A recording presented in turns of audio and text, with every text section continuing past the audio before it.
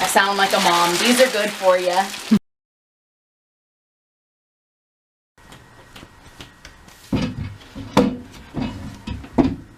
This is how most of my cooking endeavors start. With me having to get on a chair to get into my cabinet. In your ducky pants? In my ducky pants. It's so hard, I'm so short. So short. So very short. Alright guys, since you all kind of seemed to enjoy cooking with me, I've decided to do a little cooking segment.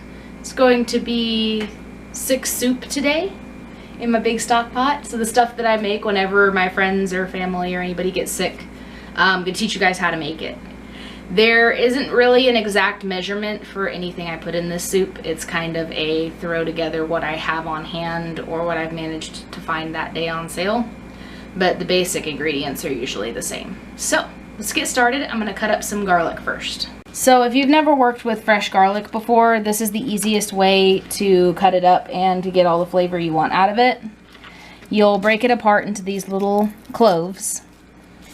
And what you're going to do is you're going to smash the shit out of them. Wash your hand. Yeah, don't cut your hand on the knife.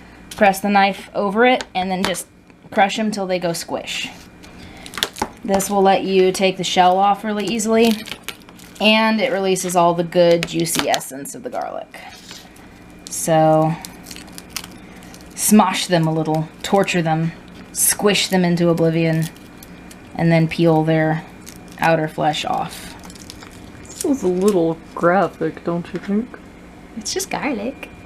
So then, once you've got that off, I like to cut them almost to the end here, like this.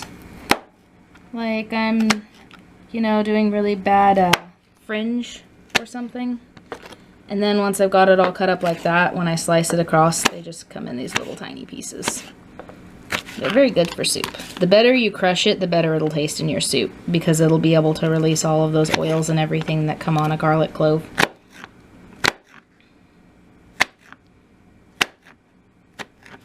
It smells good already. Yeah, if you've done it right, you should be able to smell the garlic right off the bat. Oh, good. Also, word to the wise, don't touch your eyes after cutting these up because it'll burn like hell.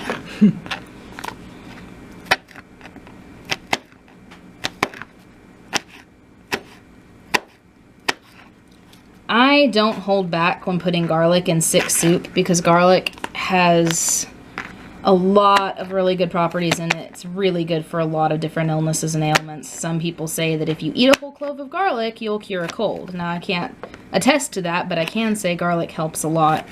It clears up your sinuses, and generally, you'll feel a lot better after eating it.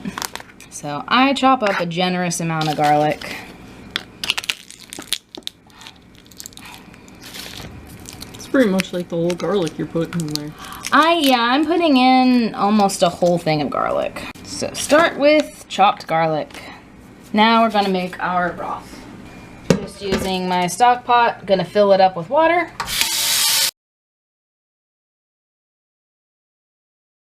I always make a huge pot of soup when I make this soup because it lasts a good week and I can share it with everybody. So I'm gonna do about half a pot. And I'm gonna go ahead and set that to start boiling. What I'm using is a vegetarian, basically vegetable broth, but you can really do the same soup with any kind of broth. If you like chicken broth, if you like beef broth, if you have a liquid broth or even a powder broth, anything that makes a good base for the soup that you like the taste of, that you're okay with eating, they're all generally good for you when you're sick. So I'm gonna put the number of powder scoops it says to for the amount of water I have. I did about 3 scoops in this half a thing, but every type of broth is going to have a different measurement because it's different concentrations. It's alright if your broth tastes a little thin at first, if you're trying to make a really big batch, because there's going to be a lot of flavor added by the herbs and by the water that actually comes in your vegetable cans, which we will be using in this because it adds a lot of flavor to it and keeps some of those extra nutrients from your vegetables and stuff in it. So you should start with a nice mild tasting broth. And then I add a variety of herbs to this. Most of the herbs that I add have some kind of, by herbology lore, have either analgesic properties or anti-inflammatory properties. I went online, I did some research as to what all kinds of herbs are supposed to be able to do those things, and then I picked out a bunch that generally taste good together. So most of them are found actually in your common Italian seasoning mix, like rosemary, thyme, oregano. So I do some straight up mixed Italian seasoning from the grocery store. And I'm always extremely generous with the herbs in the soup. I'm going to use a little extra oregano because oregano really lends a nice flavor. I'm going to use a very generous amount of sage. I love cooking with sage. It is a purifier, and so it leaves a lot of really good things in your body. Native Americans and other traditions would burn it to purify an area. A lot of people cook with it for healing things and stuff like that. So gonna do a little bit more garlic powder. You don't hold back with the garlic. I really don't. I'm gonna do onion flakes this time. Sometimes I put fresh onion when I have fresh onion to put, but onion has a lot of great analgesic properties as well. Anything in the garlic and onion family is really great for you. And some onion powder. The reason I do flakes and powder is because flakes will give little bursts of flavor, but powder will flavor the entire broth. So flakes, powder. I do a tiny bit of lemon pepper, not much compared to the rest, but the little bit of lemon really helps. And maybe some extra rosemary. And you will want to, once this is at a boil, you'll want to boil it for a reasonable amount of time if you've used dried herbs in it, because you don't want them to come out crunchy in your soup. So you really want to let them bubble in there for a while. I'm also going to bubble my garlic that I chopped up. There's my broth base, and I'm actually going to bring that to a boil and let it boil for maybe 5-10 minutes before I add anything else, just to get those herbs nice and cooked into the soup. So in the meantime of that going, I'm going to go ahead and open up my cans. And I got the whole canned potatoes. You can get them pre-sliced. They didn't have them pre-sliced, so I'm gonna have to cut them up myself. And the thing with whole potatoes that are in a can is that they're already boiled, so they're already smushy. So you don't want to cook them for too long, and you want to be careful not to smash them when you're cutting them up. So use a nice sharp knife if you're cutting up canned potatoes. And this is really up to your taste of how small or large you like your pieces in your soup. If you like to use a big spoon and get big chunks of potato, you can leave them big. If you really like small, tiny pieces that fit onto a smaller spoon better, then you can chop them up as small as you like to. There's no real right or wrong way to do this soup once you get the basics down. Then it's all preference. Cut it up my potatoes, and there is juice left in canned potatoes that I'm actually going to add to the broth. That really kind of thickens it up a little bit and adds a little flavor. The only one I won't be doing that with is the carrots, because it adds too much flavor and makes it taste like carrot soup. If you are hesitant about putting a juice from a can into your broth, just dip your finger in it, give it a little taste, see if you like the taste of it and if it's something you want in your soup. Now, like I said, this whole soup is up to preference, and unfortunately for KW, it's my preference today, not his. So we're having carrots. They're nice big pieces. You can pick around them. Yeah, good advice for picky eaters is always give them large chunks of whatever they hate so that they can pick them out. I like cold carrots, but once they get mushy, I don't like them. And all canned vegetables are pre-boiled, so... Yeah. So I don't like it. I'll use about half the can of those. My corn up, and corn is another one that I'm going to dump the juice into the mix, because it does add a lot. It adds some extra water and some flavor. Great if you're trying to make a little bit of broth go a long way. Today I am doing lentils. Normally I do white beans, but pretty much any type of bean can go in this soup. The beans are really good because they have a little bit of protein that's not provided by the other vegetables. So I do recommend a bean if you're trying to recover from being sick. The protein can help you recover your strength. Now, since this is a pre-made lentil soup and I don't want it to flavor the whole thing, I'm going to lose a little bit of the broth and mostly use the beans. But if you had white beans or black beans, whole beans usually is what you want, you can dump the sauce from them right into the soup too. So this has been boiling for a while. My herbs look like they've softened up a bit. They're not quite as dry looking. And my garlic's starting to float, so I think we can start tossing things in there. First thing I'm going to put in is a whole bag of egg noodles. These are also really good for regaining protein and nutrients after being sick. You'll want to use these instead of like the egg-free noodles. I mean, you really can use any kind of noodles, but these are good for you. I sound like a mom. These are good for you. A little bit of carrots, about half the can. Not very many carrots. Yay! Bunch of corn. Yeah. We really like corn around here. A lot of potatoes. Oop. That was hot. Was it? Splashed myself. Oh. Be cautious not to splash yourself. Needs about half the can of lentils. I don't want them to take over the soup. Alright. I don't think I've ever had a lentil. They're teeny tiny little beans. They don't sound bad. They're not bad. They taste a lot like almost all other beans.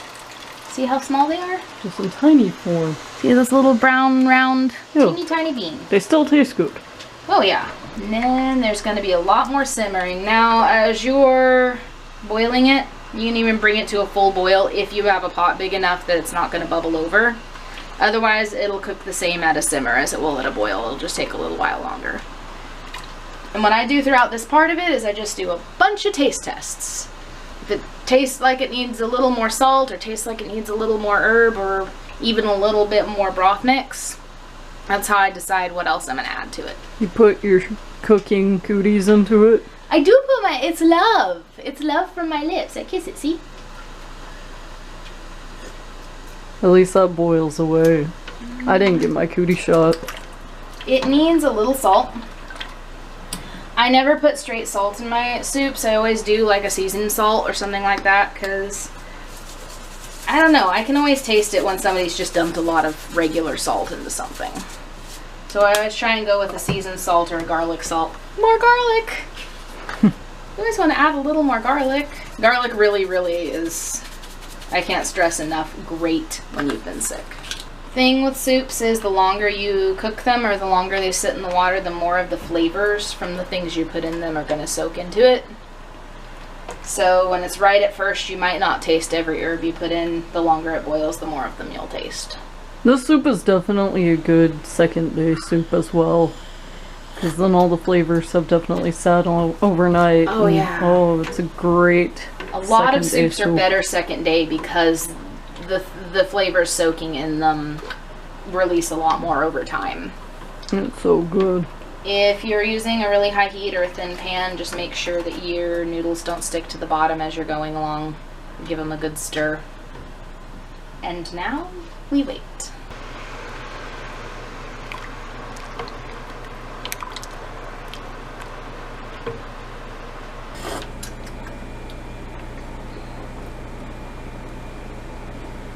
I forgot something I normally put in it, and that is actually ground mustard. This is another one that herbology lore says is really, really good for when you're sick, and I normally do put this in there. I just kind of forgot this time. Taste a little bit in a little broth to make sure you like it first, because it can lend a weird flavor to some people. It doesn't taste anything like yellow mustard though, like mustard sauce that you put on a hot dog. Ground mustard seed tastes nothing like that.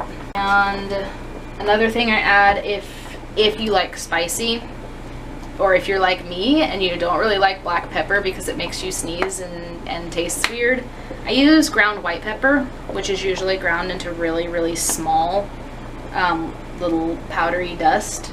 I use that to make it a little bit more spicy. Spicy things when you're sick can help steadily raise your body temperature and kind of cook the illness out from the inside. So eating a lot of spicy things when you're sick is really good. It also helps clear your sinuses and make all of that gunk go where it needs to go, which is out of your body. So I do add some white pepper and a little mustard. I think we're gonna make it. Do you want it spicy? Mm-hmm. You like it spicy? I love spicy. A little spicy. I don't recommend red pepper or chili powder in this particular soup because there's no tomato base, and red pepper and chili powder goes better with beans or a tomato base versus like a chicken broth or vegetable broth. So white pepper, black pepper if you like black pepper.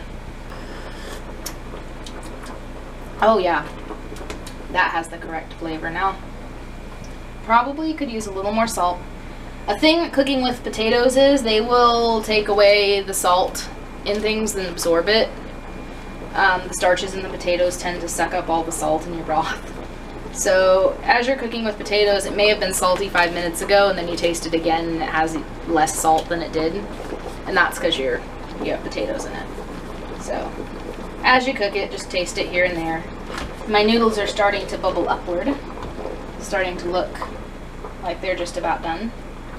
Then you can always do the friend or boyfriend taste test, or partner of your choice.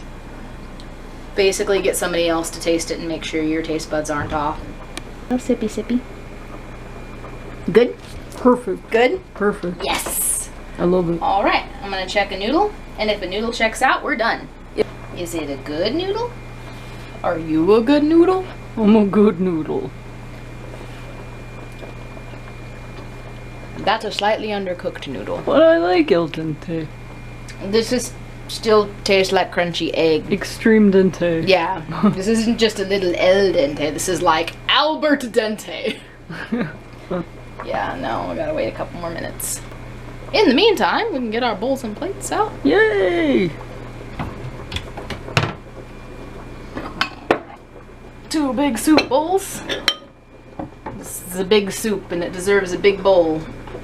And I guess we don't really need plates because we're doing croutons. Dipping bread and croutons and tortillas with butter on them all go really good with the soup. And if your sick person hasn't ingested any bread or anything else, this is a good way to get them to eat it because it can be dipped in the soup and is not scratchy. Mm-hmm. Toast it a little and dip it and get a little bit more food into them than they've probably eaten while being sick. And we get our soup spoons. Soup spoon for you, soup spoon for me, soup spoons. It's time to serve the soup.